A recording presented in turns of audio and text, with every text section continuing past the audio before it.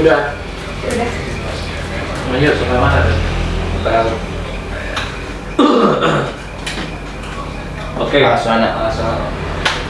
Contoh kasus seperti itu ya.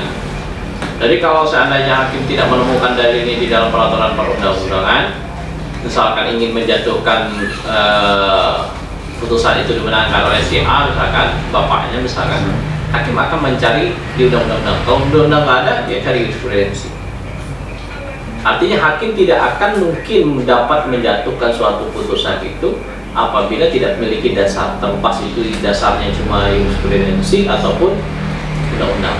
Tapi yang paling legowo itu hakim itu kalau sudah ada aturan undang-undangnya, paling legowo dia. Ada undang-undangnya ini misalkan, jatuhkan kepada ini, udah enak gitu dia. Tapi kalau seandainya dia harus mencari jurisprudensi atau doktrin ataupun di ayat Al-Quran, ya mungkin dia akan pertimbangannya agak lain gitu. Biasanya ada perdebatan yang cukup sengit gitu. Putusan itu kalau kalian anggap remeh, itu jangan, karena putusan itu sangat penting sekali dan kita harus paham. Kalau kita nggak paham, ya hakim bisa saja memutuskan seenaknya aja. Makanya hakim pasti memutuskan sesuai dengan pertimbangan hukum. Nggak ada dasar hukum, nggak mungkin, pasti hakim memutuskan. Tapi ada lucu hakim itu kadang-kala. Saya itu menemukan beberapa pertimbangan kayak kasus yang kemarin yang di kota Jogja. Itu hakim tidak bisa menemukan dalil di dalam gugatannya, tetapi membenarkan dengan jurisprudensi. Jadi begini, jurisprudensi yang dipakai oleh hakim itu adalah ini, saya coba ya.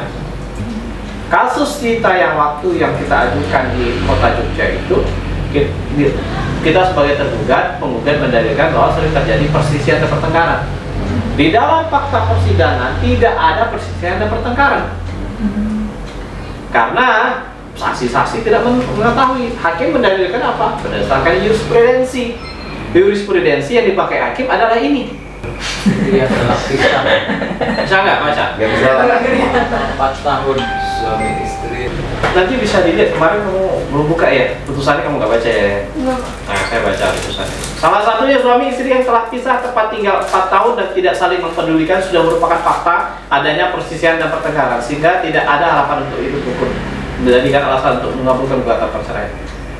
Wes, dengar nggak dengar saksinya, sementing udah 4 tahun aja kabulkan. Begitu kira-kira.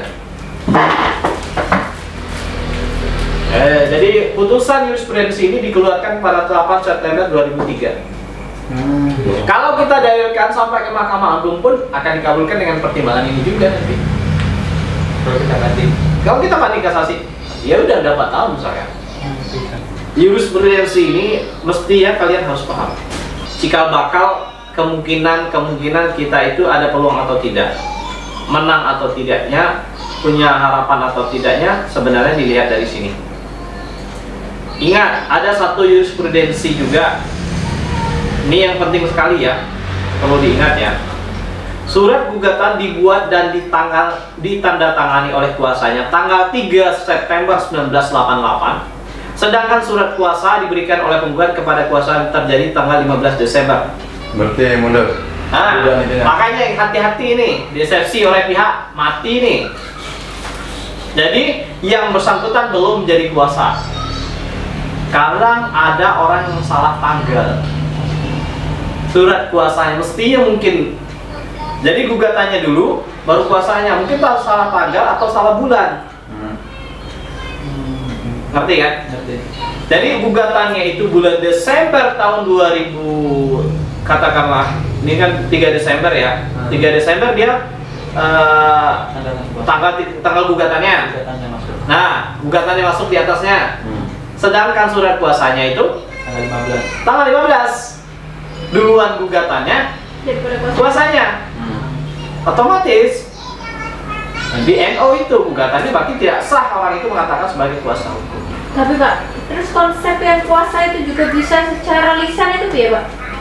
Kuasa secara lisan itu sebenarnya tertulis dalam peraturan perundang-undangan, tepatnya kompilasi kita undang-undang hukum perdata. Jadi begini bunyinya ya, perlu diingat, gugat kuasa itu lisan itu di dalam halnya proses pemeriksaan perkara di luar pengadilan itu dimungkinkan, tetapi kalau di pengadilan ada aturan namanya surat edaran Mahkamah Agung itu menyebutkan harus diregistrasi.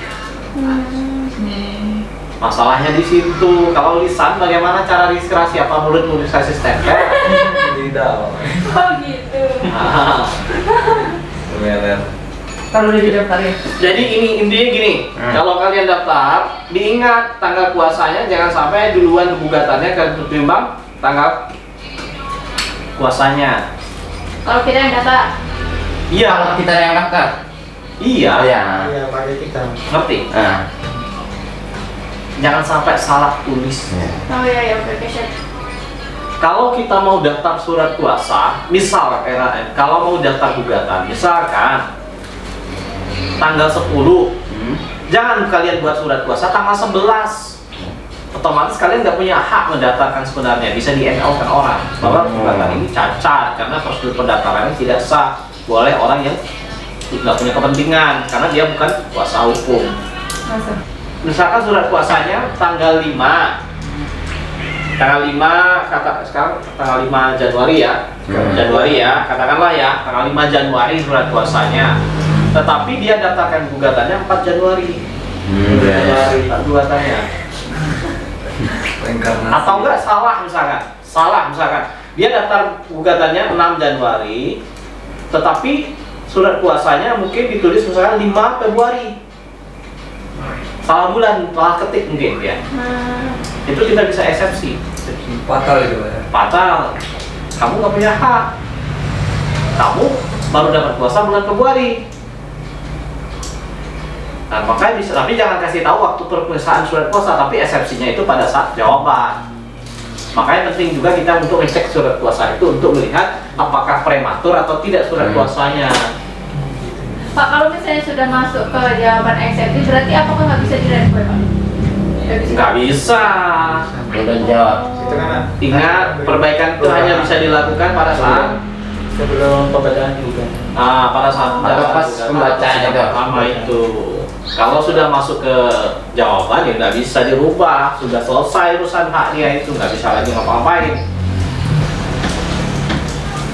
Jadi ini peluang untuk mengajukan eksepsi berkaitan dengan surat kuasa yang prematur tanggalnya. Ini banyak orang yang nggak ngerti, tapi kalau kita sudah paham nih, kan kita udah paham nih. Besok kalian catat itu tanggal puasanya tanggal berapa? Oh tanggal sekian. Wus di eksepsi sih sob. Gak apa-apa yang mulia, karena pengacaranya baru, saya mau cek surat kuasanya, boleh yang mulia? Begitu. Kita akan tergugat, gitu. Kita mau cek surat kuasa penggugat nih. Gitu. Tanggal sekian, oh salah nih, soal dia bikin tanggal. Waduh, jatuh harga diri pengacaranya nanti. Nggak profesional sama kliennya. Gitu. Ini nggak teliti. Gitu.